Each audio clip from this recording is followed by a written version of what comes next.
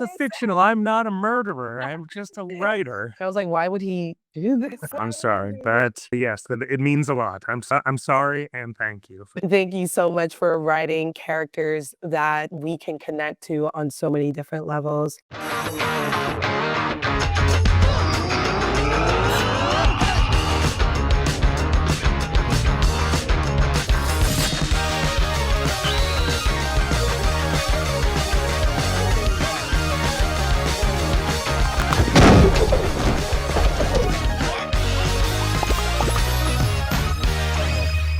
I will get us started. Welcome. You are our very first guest, Mr. Vaughn. I have been doing Fighting Words for a very long time, but I've been considering bringing in comic book writers, and you were the first one I wanted to kick in. So thank you for joining us. Everyone at home, this is our first look into the writers with Brian K. Vaughan. He is an incredible writer. You've done Ex Machina, Paper Girls, you've done some episodes of Lost, and my favorite, Saga. And you are here specifically because you have a new graphic novel coming out, I believe this week? Yeah, it just came out in comic book stores on Wednesday, and it'll be in regular bookstores all over the world on the 23rd. But support your local comic shop. Go get it from them today. I love it. Yes, Spectators. I felt like a manifesto. I absolutely loved it. I read it on a plane ride from New York to LA, and I read it in like an hour and a half. It's a very easy read, but it's very heavy. So I wanted to ask you some questions about it. On the heels of Saga, which is, like I said, one of my favorite soap operas, space operas. And I think what a lot of people know about Saga is it's very graphic, it's very violent, but there's also a lot of scenes that include sex, which can be very shocking, particularly in this medium. In Spectators, I feel like you kind of talk about, why you include sex in your writing. Can you talk a little bit about that? Why you include so much sex, especially now we see it with humans? Yeah, it's, something that's always fascinated me. And I think in comics, it seems like in every medium, particularly here in the States, we have a bottomless appetite for violence. We love watching action. We love watching fights, and I have never been in a fist fight in my life, and I'm a 49-year-old man, and sex is hopefully, for many of us, a more common part of our existence, and it's something, if, internet statistics are to be believed, that we also really like watching, but we usually do it secretly and shamefully, or we're like, oh, this is carved out for the adult world, where, like, my kids, by the time, they were little, they'd already seen decapitations in PG movies and stuff. So that dichotomy really fascinated me, that we really like to watch violence and like to watch it publicly. And there's something sort of respectable about it. And that is not the case with sex. So yeah, particularly with Spectators, I wanted to talk about that.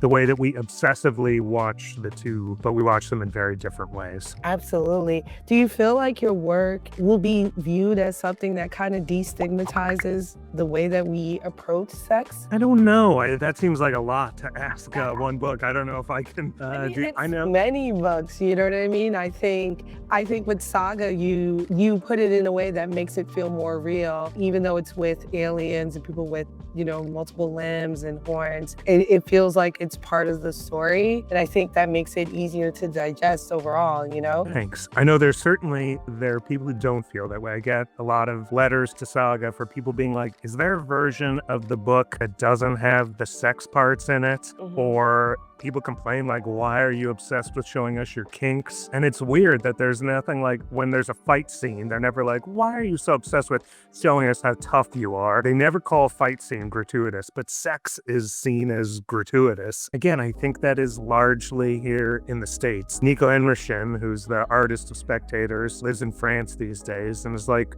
in Europe, it's really the opposite. They have no problem seeing sexuality in their story, and violence is considered a little bit more taboo. He certainly didn't have any stigma and I think he was excited about the opportunity to show stuff that we normally don't see in American comics in this book. Now, I noticed in a lot of your books, you choose women as your protagonists, which I always found interesting and honestly a bit different in this medium. Can you talk to us about why do you choose women as your protagonists and what's your thought process there? Yeah, I wish I had a great answer for you. It feels like for each project, a certain voice speaks to me. I knew with Spectators that I wanted it to be kind of a platonic romance, as in this world, their ghosts are not able to sort of physically consummate their loves. And I knew it was going to be sort of a traditional heterosexual pairing. So there's going to be one man and one woman. And the idea of Sam, this cowboy from the 1800s, came to me first. And then when it was time for his female companion, Val just sort of appeared as someone who's Gen X like me. And her job is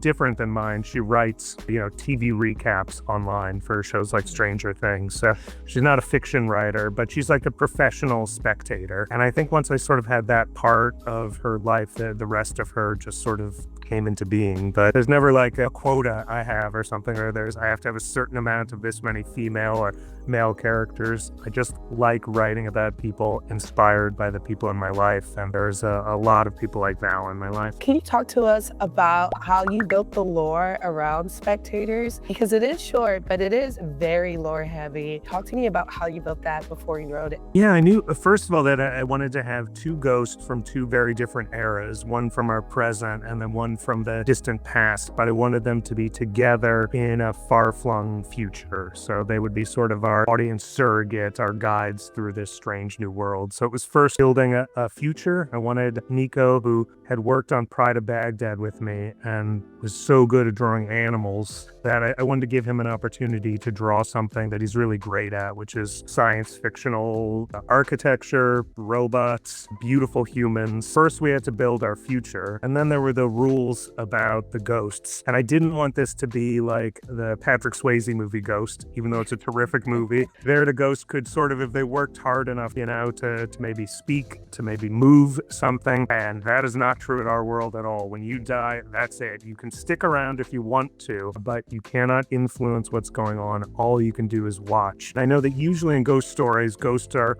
it's like Casper. They're usually the see-through, transparent ghost in a colorful world. And I wanted this to be the opposite, that when you cross over, the world is black and white, and the ghosts are the vibrant, lively things. So that was sort of our visual shorthand. So yeah, that was, I guess, the basics of the lore, the rules for our story. Yeah, absolutely. What made you choose the age change after the transition over? Yeah, I knew I didn't. Yeah, where did the age change come from? Because, yeah, that's something specific that we say that there's, for some reason, you appear at the midpoint of your existence, whatever that was. I think I wanted it to be something that was a little mysterious, even to the ghosts, that they talk about, like, Einstein was around and they talked with physicists about it. And no one really knows, but I guess I knew that I wanted at least one of our characters to old age. And, but I wanted to see Sam in particular at sort of the height of his powers and wearing, his cowboy gear. So maybe that was part of it, but I wanted to have a little bit of mystery and something that even the ghosts don't know why they've ended up the way they have. Yeah, I love that mystery, and it makes you focus on what's going on now because no one has the answers. Did you do any research on different religions or anything like that to go that route with your afterlives? Or did you just decide, I want to work with ghosts and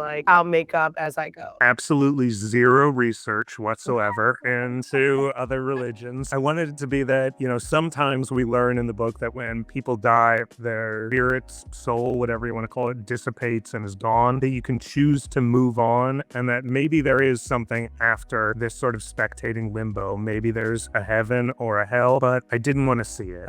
I just felt the metaphor was so rich of being people who really didn't have, a pearly gates to pass through, that they were really just join the audience, and that they were sitting here watching us, and that maybe at every moment we're surrounded by people watching our lives, and that we're sort of reality television for people who come next. And it's for someone like Val who loves film and television, I think it's really addictive because, if you like reality television, a lot of that is fake or written or sort of staged or prompted, but like she gets to see reality and really see the way that people behave behind closed doors when they think no one is watching. So that to me was the most important part.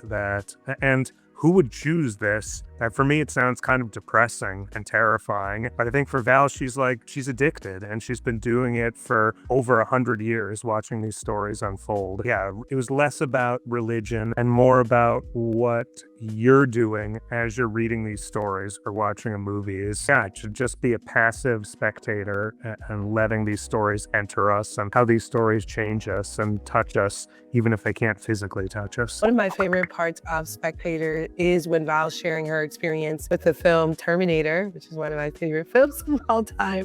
And I wondered if that was a proxy for you to express your relationship with violence and sex, particularly with your parents. It's actually, I have to admit, an anecdote I stole from a friend of mine who was showing Terminator to his young daughter for the first time. And he's like, this is a sci-fi classic. You gotta watch this. And they watched, 4/5 of the movie, and she was loving it, and it was great. And then they get to the sex scene towards the end. Sarah Connor and Kyle Reese make love, and he was like, ooh, okay, this part's a little grown up, and he fast forwarded past that part. And my friend's wife came into the room and was like, hang on, did you just show our young daughter almost 2 hours of nonstop violence and like shotgun blasts and people being murdered? And then when it gets to a moment of consensual lovemaking between two adults, that's the opposite of gratuitous. It's the plot of the entire movie where John Connor gets conceived and born, and like, you told her this is the bad part that we can't watch? Like, what kind of message does that send? And I was like, this is such a beautiful metaphor for our really fucked up relationship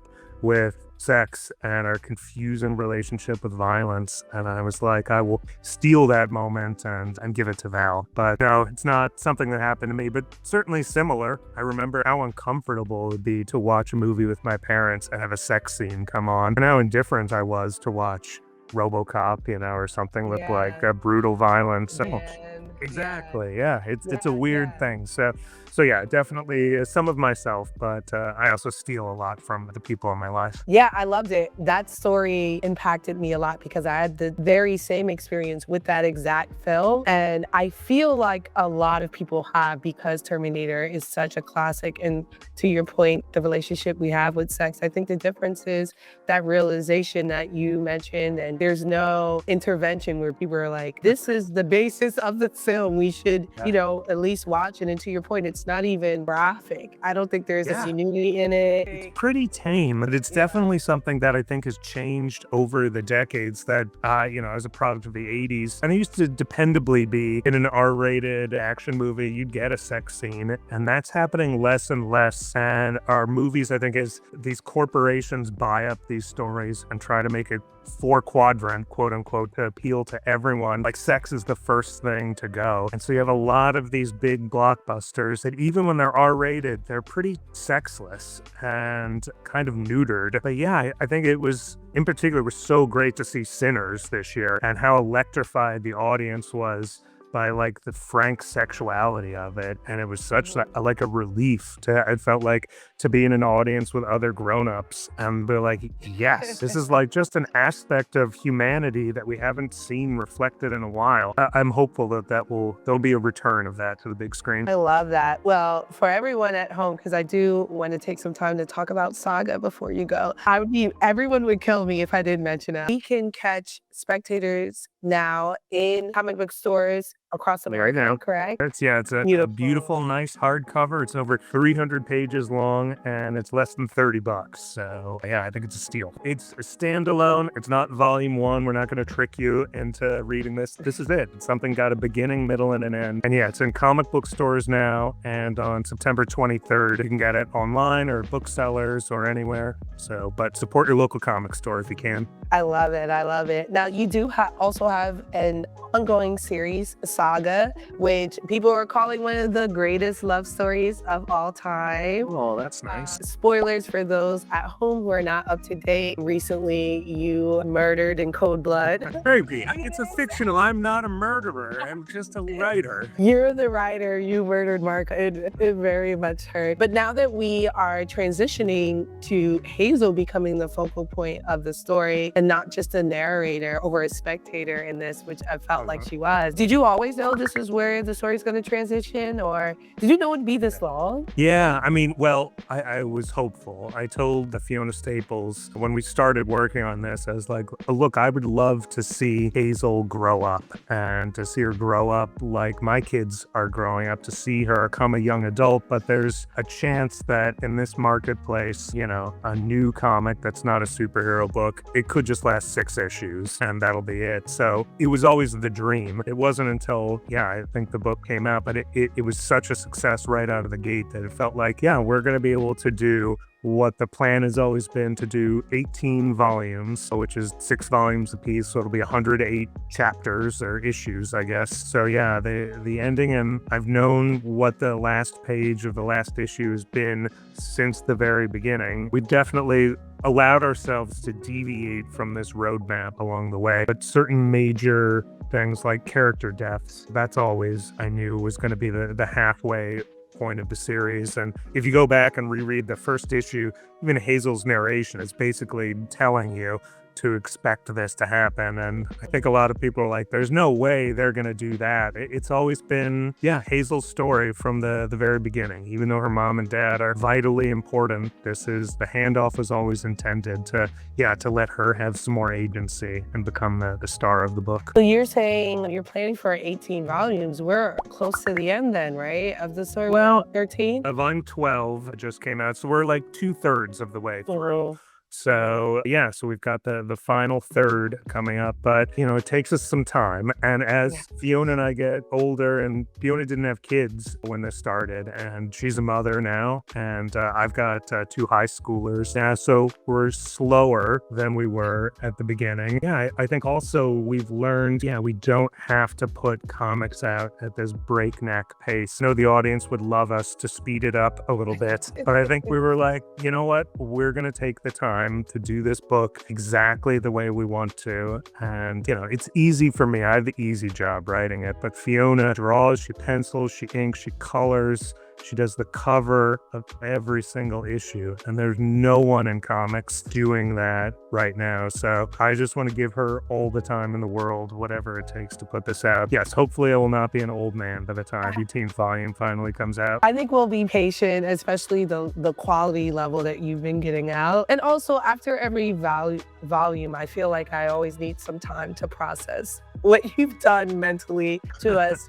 Now, also, doesn't live in America, is that correct? Yes, she's Canadian. She's Canadian. So how do you find these artists? You're working with an artist in France, and now you also work with Fiona in Canada. What's that process like of you finding someone to help you with your work? Yeah, and Nico was living in Canada when we first worked on Pride of Baghdad, and Pia Guerra, the Y the Last Man artist, is Canadian, and Adrian Alfona, the Runaways, the co-creator, is Canadian. My wife, the co-creator of my children, is Canadian. So but Cliff Chang, who's Paper Girls creator, he's a Yankee just like me. Okay. So it's not a prerequisite, but I think particularly there are a lot of really wonderful Canadian artists. I don't think it's an accident. I think, not to get overly political at this time, but the fact that they have universal health care, I think allows a lot of artists to not take jobs that they hate just to get health insurance, and they're able to dedicate their life to their craft. So I don't think it's a secret that I've been lucky enough to work with so many incredible artists who happen to be from Canada. Steve Scroche, the We Stand on Guard are amazing Canadian artist. This is, a very circuitous way to answer where do I find artists. These days, I just like working mainly with people I've worked with before. But Fiona I got very lucky. It was really hard to find someone who was willing to work on something that was brand new, creator-owned, not a Marvel or DC character, and that it was going to be R-rated with equal amounts of sex and violence. There were not a lot of artists lining up to do that. And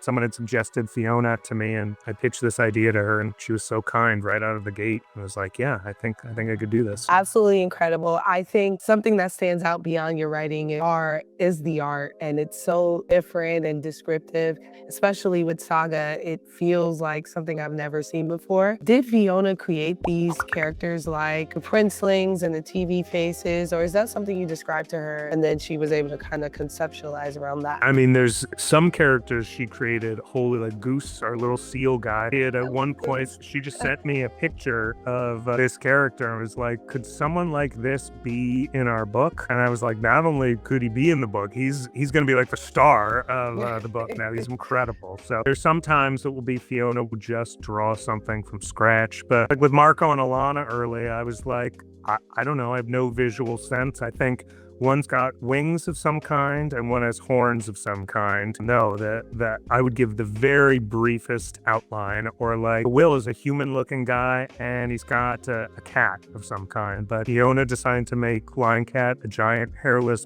blue cat. That was entirely her, and it was just so brilliant. So yes, I've learned early on that her sense of design is second to none. So to just really trust her and to give her enough information, but also the freedom to say, feel free to ignore this and just make this your own. Yeah, I love that. Can you talk to me about the lore of the TV? I guess they're a race of people. I noticed that, sometimes images display on their face against their will. What's the significance behind that? Well, I knew I wanted to do this kind of sci-fi fantasy world, but usually in the universe like Star Wars, the robots are always the servant class. And I thought it would be fun to invert that and have the robots in our world be from a constitutional monarchy and have these regal royals. So first I knew there were going to be princes and princesses and kings and queens. But I knew, like, with the wings and the horns, these two races, that it would be easy to see even from their silhouette what planet they were from. So I wanted these robots to have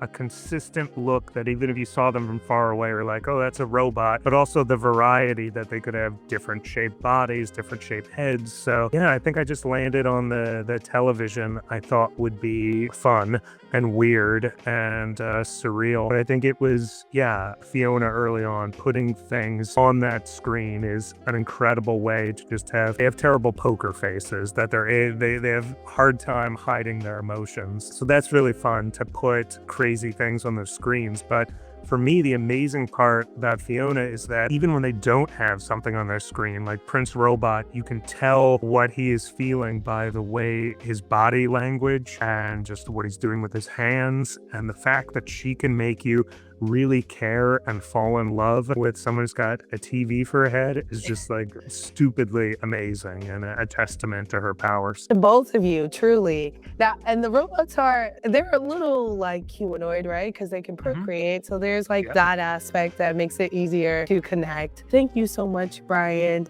For those of you at home, Brian K. Vaughan is incredibly accommodating and very sweet. I appreciate you coming to my channel and talking to all of my followers and just creating the art that you do. It's incredible. It's been moving the needle. And it's something that I cite and quote and advise people to read all the time. Well, you were so kind. It was really nice to meet you in San Diego, even though you came up and you were like, I hate you. You're such an awful person. Why did you do this? I was going through a really rough time, right? I read it I think I read volume, I think it happens in 10, maybe like a couple days before I actually met you in person with the plan to meet you in person. I was like, I need to update myself. And I read it. I was like, why would he do this? I'm sorry, but yes, it means a lot. I'm sorry and thank you. Thank you so much for writing characters that we can connect to on so many different levels. I want to reiterate to everyone at home that Spectators is out right now in comic shops and on the 25th, I believe, or 23rd. 23rd of September, it's out everywhere. And there will be a new hardcover collection, our fourth big book of Saga, coming out early next year.